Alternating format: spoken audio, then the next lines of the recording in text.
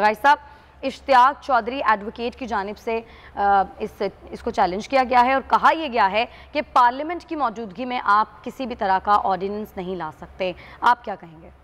एक तो ये है कि पार्लियामेंट की मौजूदगी में ऑर्डिनेंस आ सकता है, अच्छा। इसको कोई रोक नहीं सकता है, लेकिन ऑर्डिनेंस उस वक्त आ सकता है जब पार्लियामेंट इन हाउस ना हो। पहले कस्टम ये थे, रिवायात ये थी, कन्वेंशन ये था कि पार्लियामेंट के इजलास के 14 दिन पहले और 14 दिन बाद आप कोई ऑर्डिनेंस जारी नहीं कर सकते हैं।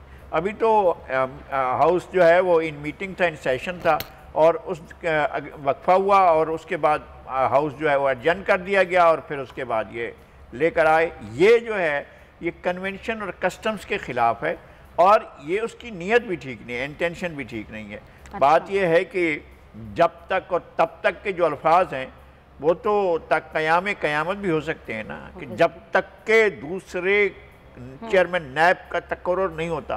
अब इसमें मुद्दत नहीं है और वैसे भी आइन में नहीं है। जब उनकी मुद्दत ख़त्म हो गई है, ये पोस्ट वेकेंट हो जानी चाहिए और आइनी कानूनी तकादा ये है कि जस्टिस जावेद इकबाल साहब अपनी कुर्सी खाली करके चले जाएं, बाद में हुकूमत फैसला करे कि उसने क्या करना है।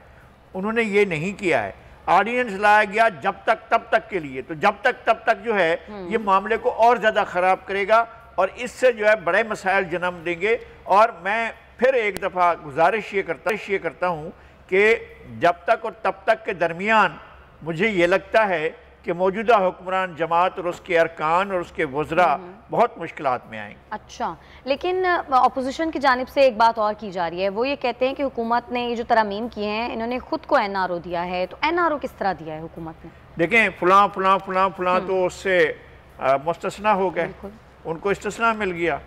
तो उसके बाद और कुछ लोगों को, कुछ इदारों को, यानी एक तरफ मुतालबा यह है कि क्रॉस द बोर्ड होना चाहिए और किसी भी सेगमेंट को नहीं छोड़ना चाहिए। भाई मैं कहता हूं कि आप कहते हैं कि जी फलां का हिसाब होगा, फलां का होगा, फलां का होगा, मगर फलां का नहीं होगा और मगर फलां का नहीं होगा। अब ये कुछ और मिल कर दिए गए हैं। तो ये NRO हुआ उन लोगों के लिए और NRO का लफ्ज़ ख़राब कर दिया गया। ये दुनिया का बहुत अच्छा लफ्ज़ था, नेशनल रिकन्सिलिएशन ऑर्डिनेंस। इस तरह की कोई चीज़ हुआ करती तो दुनिया में आई है और दुनिया में गलतियाँ तस्लीम की हैं हुकूमतों ने, रियासतों ने, अफराद ने, गिरोहों ने अपने अवाम के सामने, अपने लोगों के सामने माफ़ियाँ मांगी हैं और अपनी गलतियों का एतराफ़ किया है और उसके बाद एक नए सफ़र का आगाज़ हुआ है। पाकिस्तान में 70 साल से संगीन गलतियां हो रही हैं, तबाहकुन गलतियां हो रही हैं, होती चली जा रही हैं। इन पर होना चाहिए एक नेशनल रिकन्सिलिएशन। यार आप एक बात को रिकन्सिलिएट तो करो ना कि आपकी गलती है कि या उसकी गलती है, आपने गलत किया या किसी और ने गलत किया। तो उन चीज़ों के बारे में सोचा तक नहीं जा रहा है।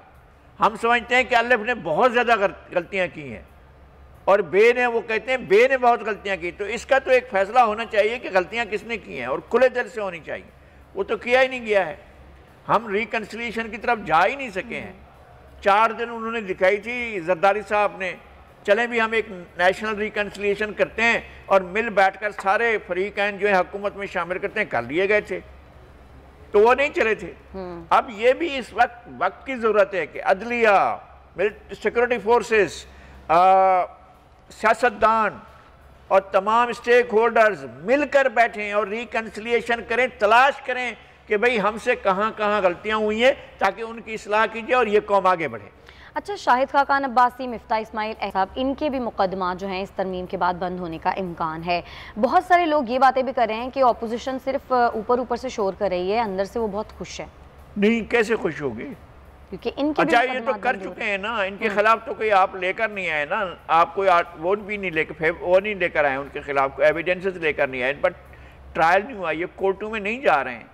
और ये चाहते ये हैं कि अब ये 3-4 साल इन्होंने भुगत लिया, जेलें देख ली, अब आइंदा जब मामला हो तो इसके दांत निकाल दिए जाएं, अब हमारी तरफ तो कोई बढ़े ही ना, ये चाहते ये हैं। लेकिन नहीं होगा भाई, चीज़ें आपके हाथ में नहीं होती हैं। जब आप नहीं होते हैं मसनद इक़्तिदार पर तो चीज़ें औरों के हाथ में चली जाती हैं। लेकिन हुकूमत ये कहती है कि हमने जो भी शिकें इसमें रखी हैं, तरामीम जो भी की गई हैं, इनमें बहुत सारी बातें तो हमने अपोजिशन की मानी है, तो फिर अब अपोजिशन को एतराज़ क्यों? ये उनका अपना ख्याल है। असल बात तो ये है कि चेयरमैन नैब का तकर्रुर आप एक पैकेज लेकर आए। अगर आपने बहुत अच्छा किया है, शानदार किया है, अपोजिशन को फेवर किया है, आपने अपने आप को फेवर किया, किसी को किया, किसी को नहीं किया, आप ये सारा को लेकर आए ना पार्लियामेंट में, वहाँ बैठकर बहस कर रहे हैं, उसकी अच्छाई बुराई बता दें, पब्लिक में ले आए, हम उस पर बात करें, एक एक नुक्ते पर बहस होनी चाहिए, बहस होने के बाद इसको पास करें। मैं तो कहता हूँ कि एक नेशनल रिकन्सिलिएशन का प्रोसेस शुरू होना चाहिए और सब मीडिया अपनी गलतियाँ तस्लीम करे। मैं हूँ यहाँ सहाफ़त में, मेरी मुसाफ़त की मुद्दत है 45 साल 40 साल उससे ज़्यादा, तो मैं बैठता हूँ, मैं कहता हूँ जी मुझसे ये गलती हुई है और मैं उस पर माजरत खाऊँ। इसी तरह तमाम इदारे के लोग बैठें और अपनी अपनी गलतियों को तस्लीम करें और फिर आगे बढ़ें। आगे बढ़ने के लिए हमारे पास स्पेस बहुत कम है, हमारी हर चीज़ दांव पर लगी हुई है, दुश्मन हमारे ताक में बैठा हुआ है और हम चीज़ों को नहीं अंडरस्टैंड कर रहे हैं। हमारे यहाँ करप्शन हमारे रगों पै में फैल चुका है। ये करप्शन के खिलाफ नहीं है एहतसाब, ये एहतसाब अल्टीमेटली करप्शन प्रमोशन का काम करता है। सही। लोग अब क्या है, पहले होती थी एक दुकान कि भाई थाने में होती है, पटवार में होती है, फलां जगह होती है, रेवेन्यू में होती है। वो मैं अल्लाह माफ करे, इस वक्त तो सबसे बड़ा इदारा तो नैब बन चुका है कि नैब के लोग जो हैं अब सब कुछ कर रहे हैं, पुलिस उनसे डरती है, सारे के सारे इदारे उनसे डरते हैं। छोड़ देना, सबसे ज्यादा मुतबर्रिक मुकद्दस इदारा तो एजुकेशन का है ना, वहां करप्शन है। तो आप क्या करेंगे? आप जाकर उठाएं तो सही, खास तौर पर जो पब्लिक सेक्टर के इदारे हैं, स्कूल हैं, वहां जाकर देखें तो सही क्या हालत है।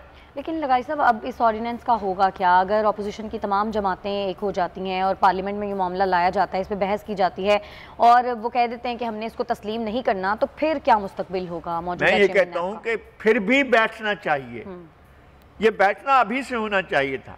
चूंकि शहबाज शरीफ के खिलाफ मुकदमात हैं इसलिए हम उनसे नहीं बात करते।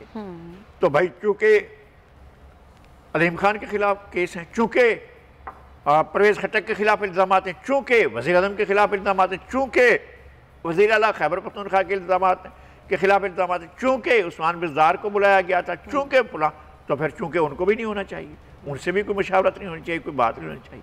नहीं हो सकता ना कि ये चीज़ मेरे लिए ठीक है उसके लिए ठीक नहीं है, या ये मेरे लिए ठीक नहीं है उसके लिए ठीक है, ये नहीं होना चाहिए। आपको सबको एक जैसा, अगर कानून एक है तो एक जैसा होना चाहिए, एक जैसा नजर आना चाहिए। तो ये नहीं है शहबाज शरीफ को हम मशावरत नहीं करेंगे, तो जनाब आपसे मशावरत कैसे कीजिए? आपके ऊपर भी तो 3-4 बड़े बड़े इल्ज़ाम हैं।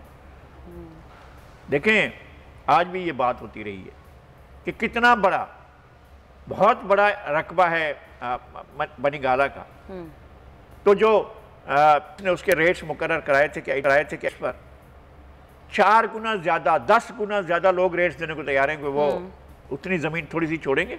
नहीं हो सकता ना, गलत होता रहा है, गलत हो रहा है, आप चीज़ों को ठीक करें, ठीक नहीं हो रही।